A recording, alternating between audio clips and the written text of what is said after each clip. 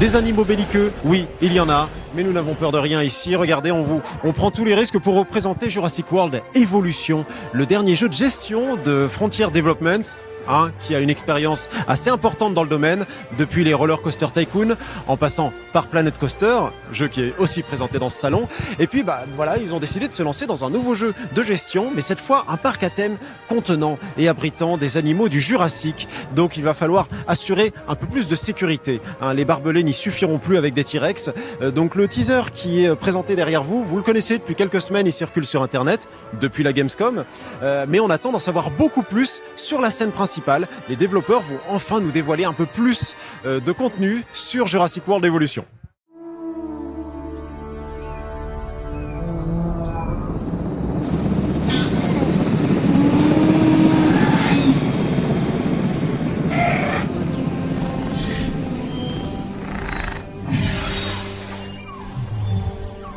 Today, we're going to really tell people a bit more about what we mean when we say build your own Jurassic World. And what we mean by that is that you'll be able to really engage with the core fantasy of the Jurassic movies. So what you'll do is you'll be on a beautiful island location. You'll get to bioengineer dinosaurs in accordance with the science that you see in the movies, and you'll be trying to build a business from this. You know, you're trying to attract visitors and investors, and trying to make sure things don't go too wrong, because they do. As we all know, that's what makes Jurassic World and those movies so interesting, is that element of chaos, and things are always on the edge.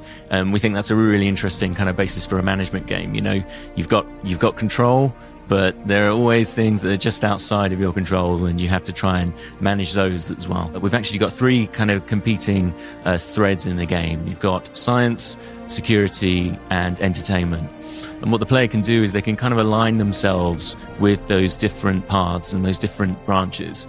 So based on the park that you build, you'll kind of be more leaning towards an entertainment theme park, or maybe, you know, you're kind of more interested in the research and conservation area, which is more science, or it can be a mixture of you know, all three of them.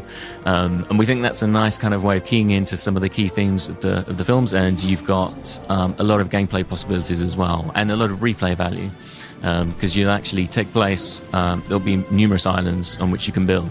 So you can kind of try different approaches on different islands.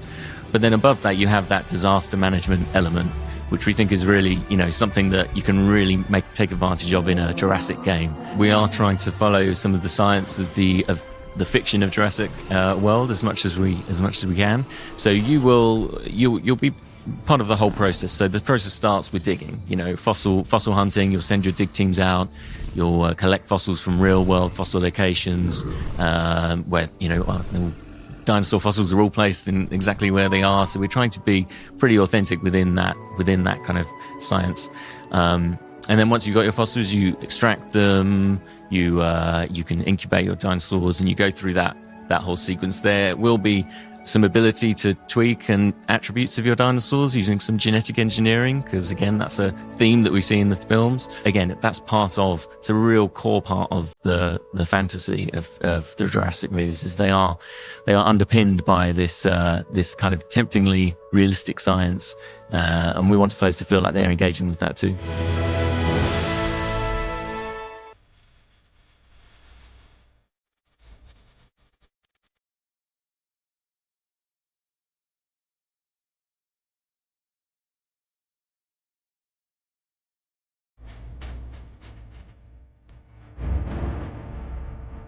I'm Jack Horner, and I am a paleontologist, and I am the technical advisor for all the Jurassic Park and Jurassic World films. Think about this. Everything about Jurassic Park is fiction. My talk is really about, it's sort of the origin of Jurassic World and Jurassic Park, and were derived from my work to inspire Michael Crichton. So the original book is based on most of my work out in Montana. The Alan Grant character is based primarily on me, so I guess that's why I'm involved in Jurassic Park to begin with. One of the projects that I'm working on, though, one of my last project, I would call it, is trying to make a dinosaur, trying to make a living, breathing dinosaur. And what we're trying to do is attempt to genetically alter a bird, because a bird is the descendant of a dinosaur.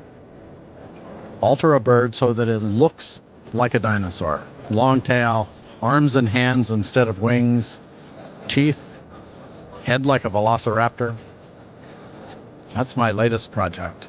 What we're looking for, initially what we've been looking for, are atavistic genes, sort of ancestral genes. You know, we all carry them. We all have genes that have been turned off during the course of our evolution. And those genes that have been turned off, a lot of them, of course, represent our ancestral characteristics. And so we are going into the bird and looking for some of its ancestral characteristics. When we look at a bird has a very short tail, and it has wings, and it has a beak, a toothless beak. We have figured out how to make teeth. We know we've found the gene for teeth. We've also found out a way to alter the shape of the head so it looks more like a velociraptor head. We've also figured out how now to alter the wing and get a three-fingered hand back. What we're having a hard time with is the tail. The tail is very difficult, and we don't know how to make a long tail yet. But we're working on it.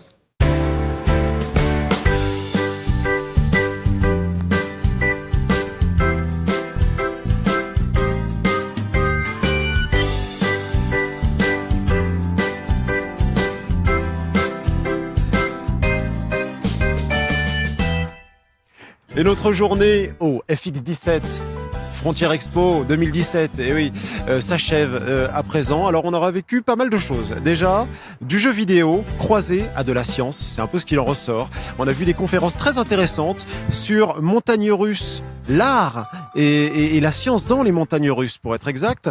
On a Jack Horner, notre ami, et désormais, qui s'est livré à nous à propos de ces croisements. Dino Poulet, voilà, à rechercher peut-être un petit peu plus sur Internet, à creuser.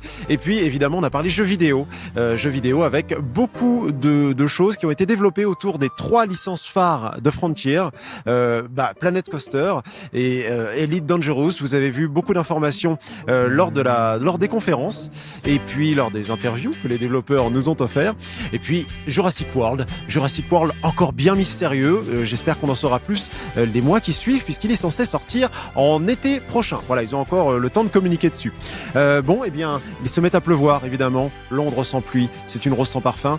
Merci d'avoir suivi avec nous cette petite visite. Et puis nous, on est reparti dans l'Eurostar.